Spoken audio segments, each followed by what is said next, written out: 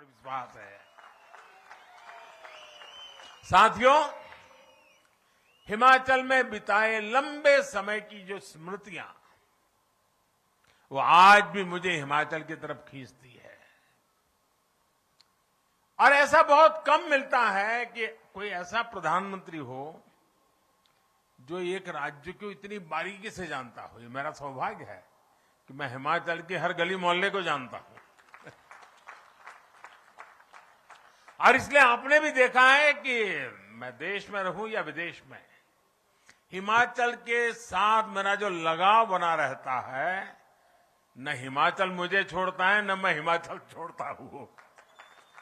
आपको मालूम होगा, कुछ दिन पहले मैं इजराइल गया था, तो इजराइल में मैं हिमाचली टोपी पहन करके कार्यक्रम में गया, तो लंबे अरसे तक चर्चा चली, कहां इजराइल और ये मोदी जी हिमाचल में की टोपी पहन करके इजराइल में घूम रहे हैं। अभी कुछ महीने पहले जब मेरी नेपाल के प्रधानमंत्री जी से मुलाकात हुई, तो मैंने उन्हें कांगड़ा की राधा कृष्ण की पेंटिंग उपहार के तौर पर दी थी। और दादा, ऐसा ही नहीं है कि मैं ही हिमाचली वस्तुओं का उपहार सबको देता हूं, हिमाचल के लोग भी तो मुझे इतने सारे उपहार देते हैं। अब जैसे 2-3 सप्ताह पहले जब मैं केदारनाथ जी में था, दिवाली के एक दिन पहले, तो जो चोला डोरा मैंने पहना था, वो चोला डोरा मुझे हिमाचल की एक बहन ने भेंट किया था। और तब मैंने उनसे कहा था कि मैं किसी ठंडे कार्यक्रम में, ठंडी होगी जहां जाना होगा, मैं जरूर आपका एक जो गिफ्ट भी मुझे दिए मैं जरूर पहनूंगा। और मैंने पहना केदारनाथ में। देखिए, हिमाचल के लोगों का स्नेह अमूल्य है। इस ऋण को भी कभी मैं चुका नहीं सकता जी। मैं बार बार कोशिश करता रहूंगा, लेकिन हिमाचल का विकास करके, हिमाचल के लोगों का जीवन आसान बनाकर मैं अपना ये दायित्व निभाने के लिए हर पल तैयार हूं। साथियों, हिमाचल को आज जिसकी सबसे ज्यादा जरूरत है, वो है राज्य को स्थायित्व देने वाली भाजपा सरकार। भारत ने 80 के दशक के बाद से 3 दशक तक, 30 साल हमारे बर्बाद हो गए। आपने देखा होगा, दिल्ली में अस्थिरता रही, सरकारें आती थी जाती थी, आती थी जाती थी, बार बार चुनाव होते थे, हजारों करोड़ रुपए का बर्बादी होती थी, न नीतियों में स्थिरता, सारा माहौल बिगड़ चुका था। इतना बड़ा देश, कई बार चुनाव हुए, देश का हजारों करोड़ रुपए का व्यय हो गया भाइयों। अगर यही स्थिति बनी रही, इस अस्थिरता के समय देश नीति के मामले में, निर्णयों के मामले में, विकास के मामले में पिछड़ गया और दुनिया भारत की तरफ से उदासीन हो गई। फिर देश के लोगों ने तय किया कि जब तक दिल्ली में स्थिर सरकार नहीं आती है, मजबूत सरकार नहीं आती है, भारत का भाग्य नहीं बदलेगा। और इसका नतीजा ये हुआ कि आप सबने, पूरे हिंदुस्तान ने 2014 में हमें इतने आशीर्वाद दिए, और हमने भी आपने जो जिम्मा दिया उसको 2014 से 2019 दिन रात मेहनत करके आपकी अपेक्षाओं को पूरा करने में कहीं पीछे नहीं रहे। और उसका परिणाम यह हुआ कि 2019 में दोबारा आपने आशीर्वाद दिया। साथियों, हमारे देश में जो छोटे छोटे राज्य हैं, वहां भी अस्थिर सरकारों का लंबा दौर रहा है। छोटे राज्यों ने इसका बहुत नुकसान उठाया है। लेकिन बीते वर्षों में हमारे पड़ोस में उत्तराखंड हो, गोवा हो, मणिपुर हो, अनेक ऐसे छोटे राज्य, उन्होंने अब स्थिर सरकार की तरफ अपना मुंह मोड़ लिया है और पूरी तरह सरकार को दोबारा लाना। और भाजपा सरकारें आज छोटे राज्यों में दोबारा जीत करके आ रही है। इतना ही नहीं, उत्तर प्रदेश में भी यही परंपरा हो गई थी। वहां के लोगों ने रिवाज बदल दिया, उत्तर प्रदेश में भी योगी जी की दोबारा सरकार ला दी। स्थिर सरकार में विकास भी तेज होता है और जनता के प्रति अपनी जवाबदेही के प्रति भी सरकार गंभीर रहती है। जहां हर 5 साल में सरकार बदलने का ट्रेंड रहता है, वहां सरकारों में भी यही रहता है कि भाई क्या करना है, काम करो, कोई करने की जरूरत नहीं है। 5 साल के बाद तो हिमाचल वाले बदल देते हैं। इसके कारण वो भी चुनने के बाद उनको मालूम है फिर से जीतना नहीं है, तो वो कुछ करते भी नहीं है। इसलिए भी स्थिर सरकार के प्रयोग करने की बहुत आवश्यकता है भाइयों। तो मुझे खुशी है कि हिमाचल में जयराम जी की सरकार ने जो विश्वास हासिल किया है, उनकी पूरी टीम ने 5 साल के लिए जो काम किया है, उसी का नतीजा है कि मेरी आज ये दूसरी सभा है।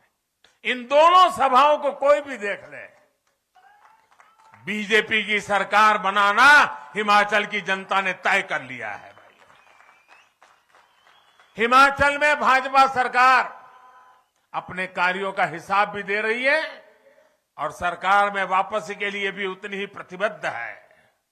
और साथियों, हम ये भी समझना होगा कि अस्थिरता से फायदा किसका होता है। कांग्रेस के वर्षों के शासन में हमारे यहां ऐसे अनेक स्वार्थी तत्व और ऐसे अनेक समूह पैदा हुए, वेस्टेड इंटरेस्ट ग्रुप पैदा हुए, जो भारत को अस्थिर देखना चाहते हैं, जो हिमाचल जैसे राज्यों को अस्थिर देखना चाहते हैं, और इसलिए वो स्थिर सरकार होने ही नहीं देते, हवा फैला देते हैं। देश के छोटे छोटे राज्य हमेशा इन स्वार्थी समूहों के निशाने पर रहे हैं। कुछ झूठे वायदे करके, कुछ सीटें जीतकर ये स्वार्थी समूह सरकारों में आकर सिर्फ अपने हित साधते रहते हैं। ये लोग खुद को कट्टर ईमानदार कहते हैं, लेकिन सबसे बड़े भ्रष्टाचारी यही होते हैं। ये लोग समाज को तोड़ने के लिए, देश की एकता को तोड़ने के लिए साजिशें रचते हैं। हिमाचल को ऐसे हर स्वार्थी समूह से खुद को बचाकर रखना है, इनके खेल से खुद को बचाकर रखना है। आप देखिए साथियों, समाज को तोड़ने के लिए, देश की एकता को तोड़ने के लिए साजिशें रचते हैं। हिमाचल को ऐसे हर स्वार्थी समूह से खुद को बचाकर रखना है, इनके खेल से खुद को बचाकर रखना है। आप देखिए साथियों, केंद्र में स्थिर सरकार बनी तो देश ने ऐसे ऐसे निर्णय लिए जिनका इंतजार देशवासियों को बरसों से था। जब केंद्र में स्थिर सरकार बनी तो भ्रष्टाचार और भ्रष्टाचारियों के खिलाफ निर्णायक लड़ाई शुरू हुई। जब केंद्र में स्थिर सरकार बनी तो आतंकवाद, नक्सलवाद काबू में आए, नॉर्थ ईस्ट में शांति स्थापित हुई। इसलिए स्थिर सरकार 21वीं सदी के भारत की जरूरत है और उसमें बड़ी भूमिका देश के छोटे राज्य की भी है। साथियों, हिमाचल के लोग जानते हैं कि भाजपा किस तरह यहां के विकास के लिए गंभीरता से काम कर रही है। हम पहाड़ के लोगों की सुविधाएं बढ़ाने पर, रोजगार के अवसर बढ़ाने पर, यहां के औद्योगिक विकास पर, टूरिज्म बढ़ाने पर हम विशेष ध्यान दे रहे हैं। इसलिए नालागढ़ में मेडिकल डिवाइस पार्क और ऊना में बल्क ड्रग पार्क बनाए जा रहे हैं। हिमाचल में लगने वाले हर प्रोजेक्ट में 100 में से 90 रुपये आज केंद्र की भाजपा सरकार दे रही है भाई। Bharat pharmacy of the world अगर ये है तो इसमें हिमाचल की हिस्सेदारी कई गुना बढ़े, हम ये प्रयास कर रहे हैं। साथियों, बद्दी, बरोटीवाला, नालागढ़, परवाणु, चंबाघाट, इस पूरे औद्योगिक क्षेत्र को विस्तार देना डबल इंजन की सरकार की प्राथमिकता है। टूरिज्म उद्योग हो या फिर खेती से जुड़े उद्योग हो, इसके लिए आवश्यक आधुनिक इंफ्रास्ट्रक्चर पर अभूतपूर्व बल दिया जा रहा है। बिलासपुर में एम्स के बनने से इस क्षेत्र में मेडिकल टूरिज्म भी बहुत बल मिलने वाला है, बहुत ताकत आने वाली है। परमाणु, सोलन, कैथलीघाट, शिमला, इस बाईपास से यहां के पर्यटकों को सुविधा होने वाली है। पिंजौर, बद्दी, नालागढ़ 4 लेन का काम जब पूरा हो जाएगा तो औद्योगिक क्षेत्र को बेहतर कनेक्टिविटी मिलेगी। साथियों, सोलन से लेकर शिमला तक ये पूरा क्षेत्र वैसे भी शिक्षा और स्वास्थ्य के एक बड़े हब के रूप में विकसित हो रहा है। डबल इंजन सरकार इसी ताकत को बढ़ावा देगी ताकि हिमाचल आत्मनिर्भर बने, हिमाचल विकसित बने। भाइयों और बहनों, सोलन हो, शिमला हो, सिरमौर हो, ये फल और सब्जी की टोकरी कहे जाते हैं। यहां अधिकांश छोटे किसान हैं, छोटे बागवान हैं। कांग्रेस के लोग किसानों और बागवानों को लेकर बड़ी बड़ी बातें करते रहते हैं, लेकिन कांग्रेस का इतिहास हमेशा नागरिकों को धोखा देना, युवाओं को धोखा देना, बहन बेटियों को धोखा देना, वैसे ही किसानों को भी धोखा देना। कांग्रेस ने कभी देश के छोटे किसानों की परवाह नहीं की। जिस कर्ज माफी का कांग्रेस ने ढिंढोरा पीटा, उसमें भी कांग्रेस ने खेल कर दिया। उसका लाभ छोटे छोटे किसानों को बिल्कुल हुआ नहीं, नाम मात्र का भी नहीं हुआ। जबकि भाजपा सरकार छोटे किसानों की हर जरूरत को ध्यान में रखते हुए काम कर रही है। पीएम किसान सम्मान निधि के माध्यम से हिमाचल के किसानों के बैंक खातों में सीधे 2000 करोड़ रुपए ट्रांसफर किए। 2000 करोड़ रुपए इस छोटे से राज्य के अंदर, और इसका लाभ हिमाचल के 9 लाख से ज्यादा छोटे किसानों को हुआ है। 9 लाख किसानों के जेब में 2000 करोड़ रुपया पहुंचना यानी उनके जीवन में एक बहुत बड़ा बदलाव की ताकत लेके आता है। साथियों, हम हिमाचल के फल सब्जी सेक्टर में सहकारिता को बढ़ावा देने पर भी फोकस कर रहे हैं। किसान उत्पादक है, वही भंडारण का, कोल्ड स्टोरेज का मालिक भी हो और फूड प्रोसेसिंग कारखानों में हिस्सेदार भी हो, इस पर हम बल दे रहे हैं। एफपीओ यानी किसान उत्पादक संघों का निर्माण इसी उद्देश्य से किया जा रहा है।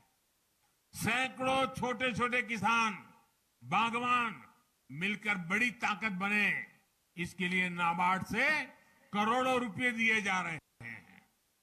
दिसंबर 8 के बाद जब फिर डबल इंजन सरकार काम संभालेगी, उसके बाद इस काम को और ज्यादा गति दी जाएगी और तेज किया जाएगा। यहां के सेब, यहां की सब्जियां, यहां का दूध किसान रेल से बहुत कम भाड़े में देश के बड़े बड़े बाजारों तक पहुंचे, इसके लिए भी काम चल रहा है।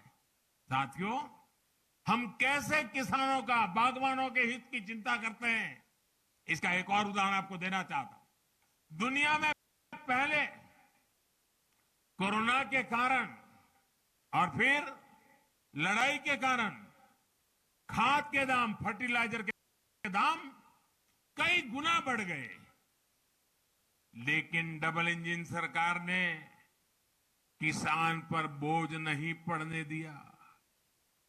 आपको जरा सुनना चाहिए और इन चीजों को याद रखना चाहिए भाइयों। शायद आप तक ये बात पहुंची नहीं होगी। आज यूरिया की एक बोरी हमें बाहर से लाना पड़ता है, विदेशों से हमारे किसानों के लिए लाना पड़ता है। एक बोरी हम 2000 रुपये में लाते हैं, लेकिन हमारे किसानों को कितने में देते हैं? 2000 की यूरिया की बोरी मेरे किसानों को 270 रुपये से भी कम रुपयों में दी जाती है। कुछ लोग 100 रुपये की भी अगर छूट देंगे ना तो 1000 रुपये का विज्ञापन छपवा देते। ऐसे लोगों से भी हिमाचल के लोगों को सतर्क रहना है। साथियों, आपसे बात करते हुए मुझे एक बात और याद आ रही है। पिछली बार जब मैं शिमला आया था तो पहाड़ की एक बिटिया ने मुझे एक तस्वीर भेंट की थी। वो तस्वीर मेरी मां की थी। जब मैंने उस तस्वीर को देखा तो अपनी मां के साथ ही हिमाचल के गांव कस्बों की हजारों माताओं बहनों का स्मरण हो आया। यहां कितनी माताओं बहनों के हाथ की बनी रोटी मैंने खाई है। अनेक परिवारों में मेरा भोजन भेंट की थी। वो तस्वीर मेरी मां की थी। जब मैंने उस तस्वीर को देखा तो अपनी मां के साथ ही हिमाचल के गांव कस्बों की हजारों माताओं बहनों का स्मरण हो आया। यहां कितनी माताओं बहनों के हाथ की बनी रोटी मैंने खाई है। अनेक परिवारों में मेरा भोजन हुआ है और मैं इसे अपना सौभाग्य समझता हूं कि यहां की माताओं बहनों के लिए कुछ कर पा रहा हूं, उनकी सेवा कर पा रहा हूं। महामारी के इस समय में गरीब परिवारों की बहनों को अपने बच्चों की भूख की चिंता ना करनी पड़े, इसके लिए हमारी सरकार मुफ्त राशन दे रही है। मेरी किसी गरीब मां को ऐसे दिन नहीं देखने पड़े कि घर में चूल्हा न जला हो। मेरी गरीब मां को कभी ये देखना न पड़े कि आज बच्चों को पानी पिला करके सुलाना पड़ा। ये नौबत न आए। आज इतना समय हो गया कोरोना काल का, 80 करोड़ लोगों को मुफ्त में खाना देता। और जब दुनिया के लोग सुनते हैं ना तो उनका अचरज होता है, कितना बड़ा काम हो रहा है। लेकिन माताएं बहनें, अगर दिल्ली में तुम्हारा बेटा बैठा हो और तुम्हारे घर में चूल्हा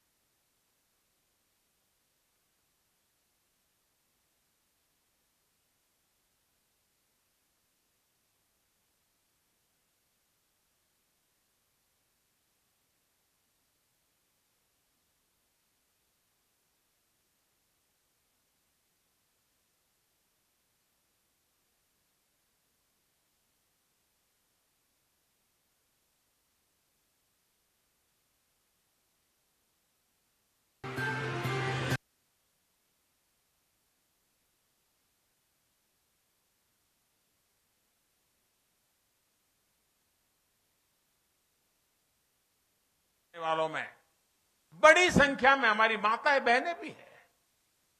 टॉयलेट हो या गैस कनेक्शन हो, इनको तो पहले की सरकारें कोई जरूरत ही नहीं समझती थी। माताओं बहनों की मर्यादा की रक्षा के लिए, उनकी सहूलियत के लिए लाखों शौचालय बनवाने का सौभाग्य भी मुझे मिला है। उज्ज्वला के गैस सिलेंडर ने भी लाखों महिलाओं का जीवन आसान बनाया है, उनके जीवन की रक्षा की है।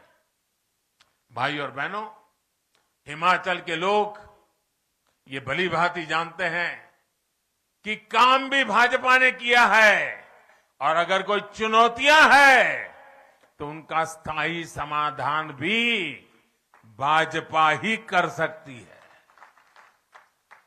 हिमाचल के लोग ये भी जानते हैं कि कांग्रेस मतलब भ्रष्टाचार की गारंटी, कांग्रेस मतलब स्वार्थ भरी राजनीति की गारंटी, कांग्रेस मतलब भाई भतीजेवाद की गारंटी।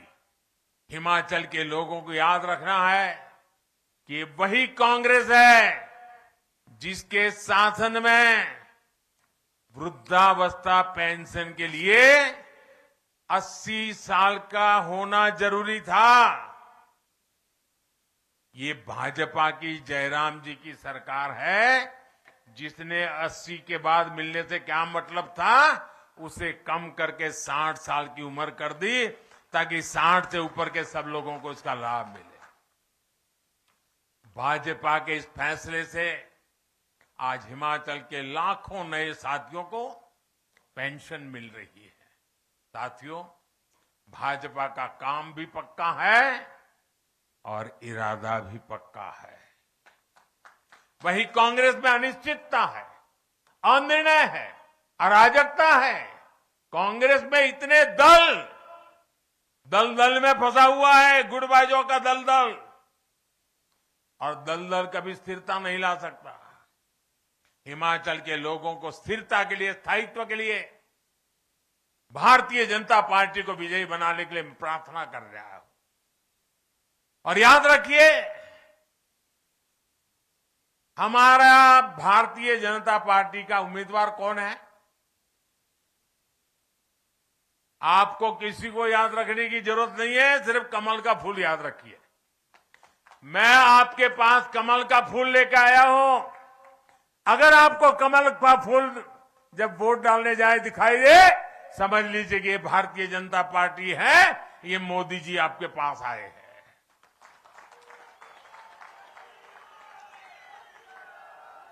आपका एक एक कमल के फूल पर जो वोट पड़ेगा, वो सीधा मोदी के खाते में आशीर्वाद के रूप में आएगा। गांव गांव, घर घर जाकर के मैंने जो बातें बताई है, बताओगे आप लोग? जरा जोर से बोलो तो सुनाई देगा। घर घर जाओगे?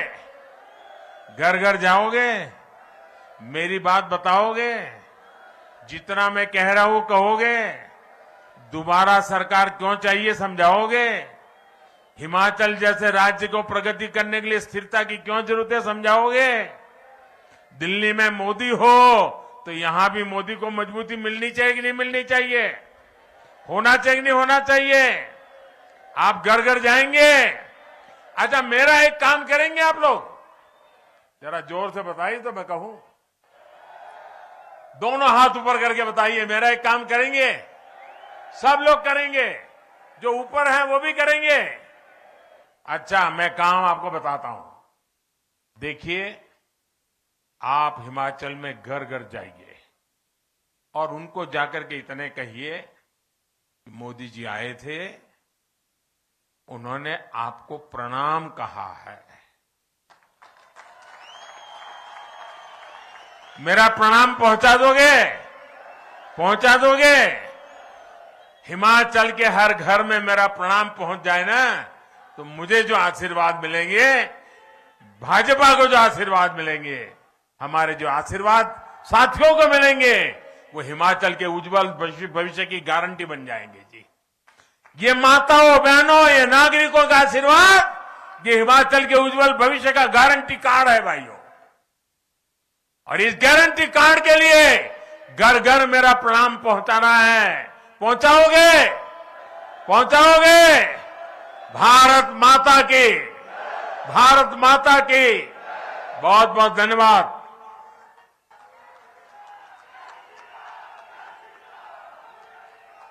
आपका बहुत बहुत आभार मान्यवर।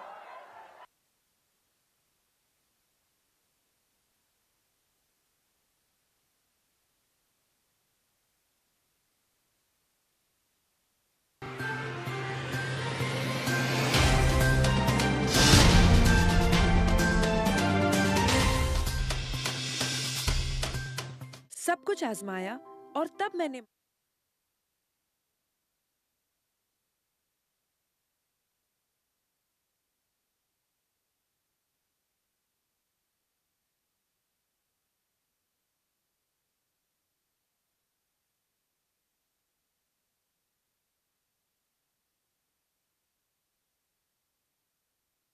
नहीं होना चाहिए। आप घर घर जाएंगे? अच्छा, मेरा एक काम करेंगे आप लोग? जरा जोर से बताइए तो मैं कहूं। दोनों हाथ ऊपर करके बताइए, मेरा एक काम करेंगे? सब लोग करेंगे, जो ऊपर हैं वो भी करेंगे। अच्छा, मैं काम आपको बताता हूं। देखिए, आप हिमाचल में घर घर जाइए और उनको जाकर के इतने कहिए, मोदी जी आए थे, उन्होंने आपको प्रणाम कहा है।